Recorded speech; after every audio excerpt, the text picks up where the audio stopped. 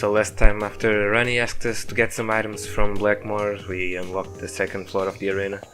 And let's just jump right into it. I remember this one actually being really big, so this is going to take a while. And cipher key, trigger. I actually missed 1% of the floor. For no real reason, I headed to the chapel where I encountered a man dressed in green. Dan. Sorry about yesterday. I do think that the fact your wound did not threaten your life is a silver lining. However, while admirable, Master of Archer, I fail to understand why you acted as you did. Yes, I have been questioning my actions as well.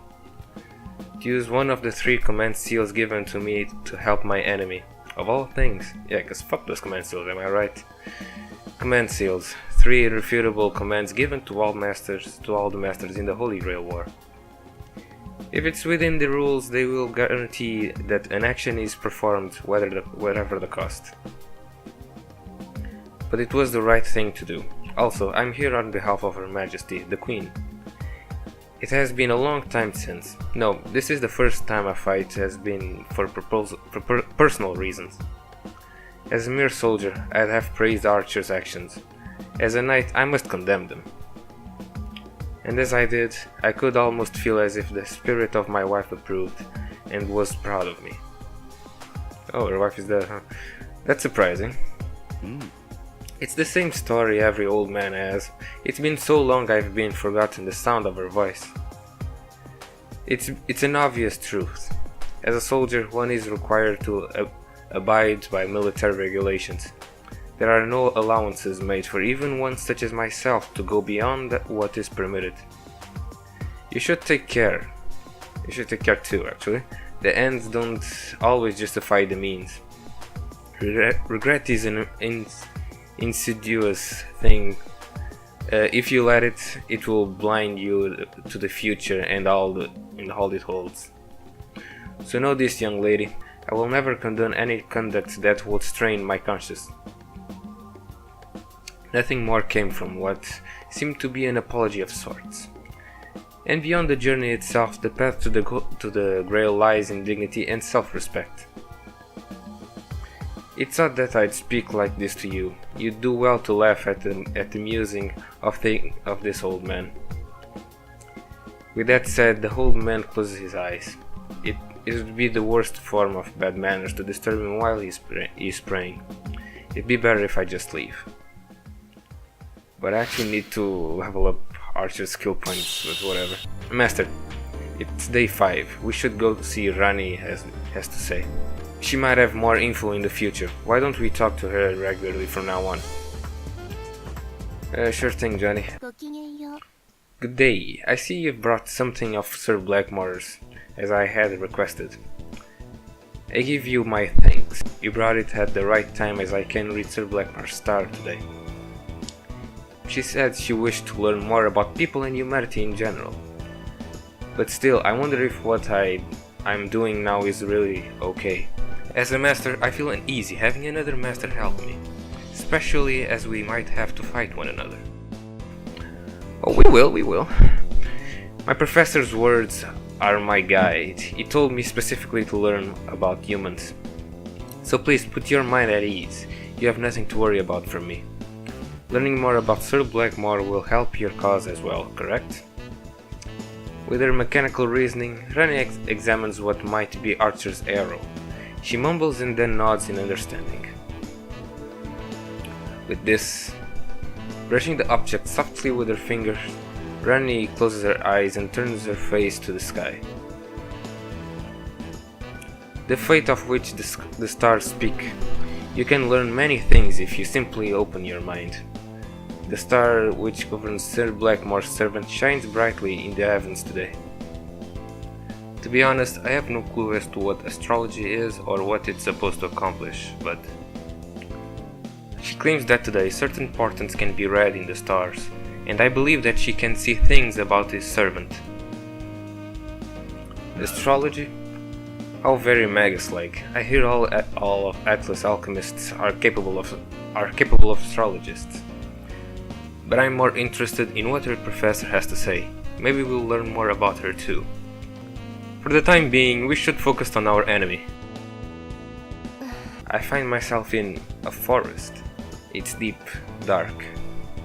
Running her hands along Archer's arrow, the now entranced Rani begins speaking in a quiet tone. An incredibly dark color, at times a harbinger of infamy, a life spent in darkness.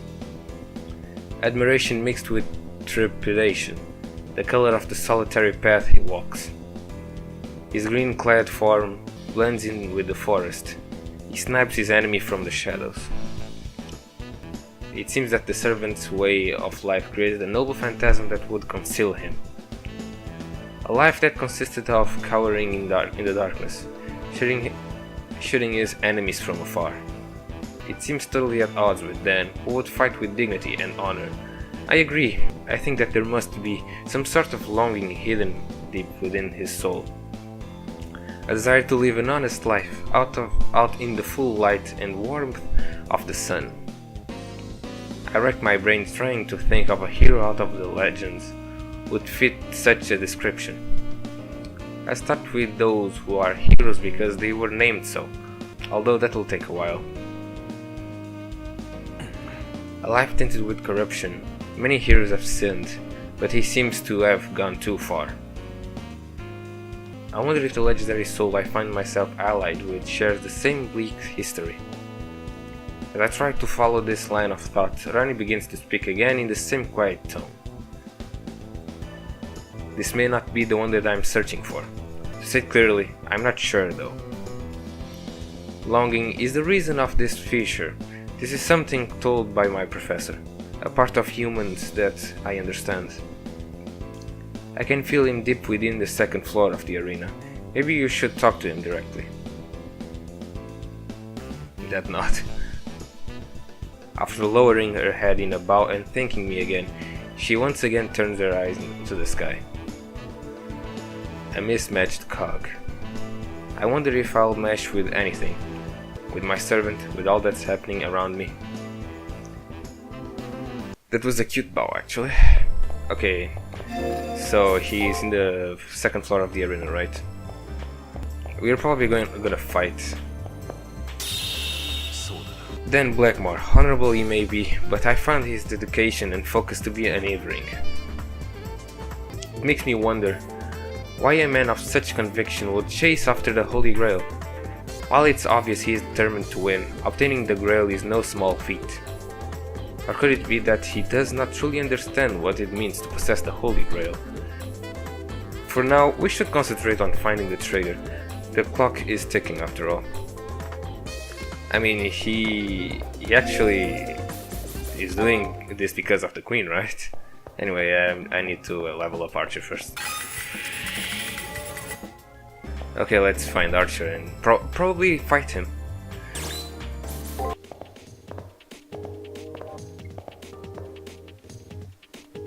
Heads up, Master. I can feel those two somewhere nearby. They must be on the second floor. We are in the second floor, Archer. They've been hit with a penalty, so why don't we take them out here and now? Okay, if I remember correctly, they're really near the exit. So around here, I guess. And there they are. They are standing in a room someplace. It looks more spacious than normal. A slender man clad in green and the knight he serves. It's Dan and his servant. What do we do now, boss? They did appear right in front of us. With a hand on their weapon, my servant squints their eyes upon hearing Dan's and Archer's words. You sure say some hilarious things sometimes. What, you're not hiding this time around? Seriously, it's alright with me. You can even use that noble phantasm you're so proud of. Your arrogant tone really gets on my nerves. But isn't hiding the only thing you're good at? I mean, you've been cowering in the shadows since you were immortal. Or did your lord's dazzling words rob you of the ability to conceal yourself from the world? Archer's words seem to take Archer totally by surprise. Yeah, he takes himself totally by surprise, as if his words touch on the enemy's very core. For a moment his normally calm demeanor became incredibly flustered. What's wrong? Should I go first then? Archer's eyes shine with evil intent. As he reaches under his cape, I fear he may unleash his noble phantasm. Not really, actually. I will hide myself just as you asked. Now experience the slaughter of the Sherwood Forest. Calm yourself, Archer. Your behavior is completely out of character. Yeah, I know. Sir Boss Man, your request is kind of a pain in the ass, you know. You do realize who I am, don't you? Ask me to fight toe to toe. Are you drunk or something? I really don't get it. If you take away the element of surprise, what else is there left for me? My looks, maybe? My sweet, handsome face? Alas, its powers only work on simple village lasses. You wish to complain. Is your prowess as a hunter so dependent upon the power of the faceless king? No, well, I mean, even I get nervous around that, okay? I do have pride in my archery skills, though. Then fight with that in mind. A sniper as myself would know more than anyone else about your skills. And what I know would send chills through most people. I have confidence in you, Archer. It's not like I have a choice. I disapprove of all of this. But I will obey. He is my master after all. Fortunately for me, my opponent is a mere chick. I rarely attack directly, but it shouldn't matter in this case. You're going to try and talk your way out of this? It seems your tactics will always be your biggest weakness. Oh, you know how to hurt a guy. Since we were both the same class, a direct confrontation might be tough. But I can't just blow off the confidence my master has in me. Consider my excuses to be bad jokes. An honest head-to-head fight. It's not really my style, but what the hell. I'll play along, comrade. Color me surprised. I thought you were a flake, but you actually devote yourself to your convictions. Hunter of the Forest. It seems that through your master's nobility, you see the folly that was your existence. I wonder, as different as we are from one another, I get the feeling we both have similar regrets. You are offensively narcissistic, I am a classy nihilistic. Don't you think we are perfectly suited to be enemies? I won't argue with that. If you think about it, I wonder if those two aren't just like us in a way.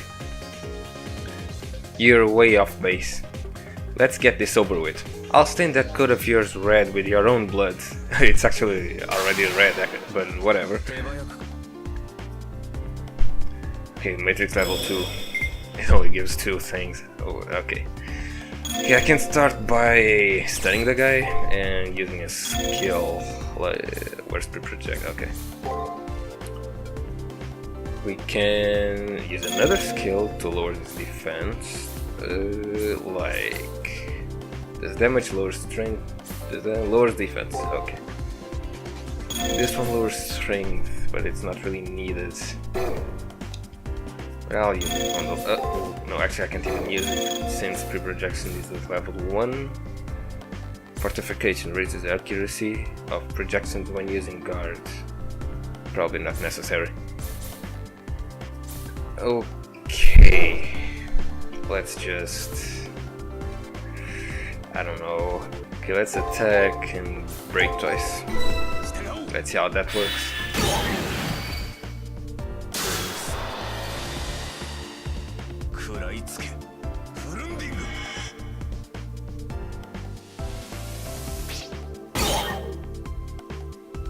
Ah, fuck.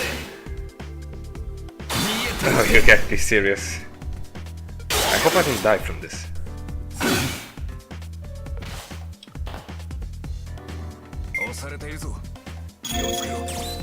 Okay, restores a moderate amount of HP, a small, I actually need to use this. So... I just need to survive 3 rounds, since this isn't actually we aren't supposed to be fighting here. Okay, let's defend twice and attack and do the same thing over here.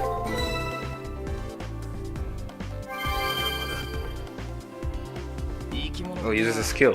Oh, poison, okay.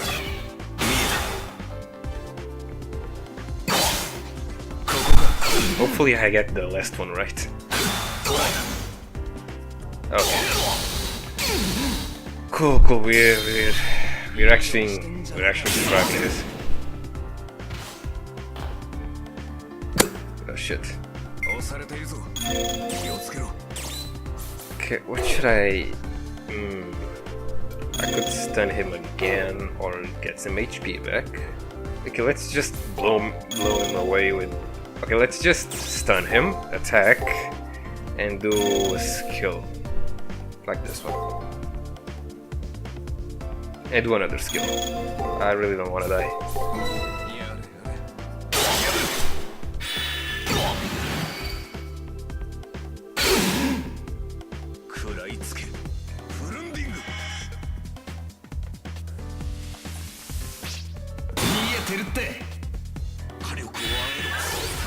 So that's strength up, okay. It won't really matter since this is the last round.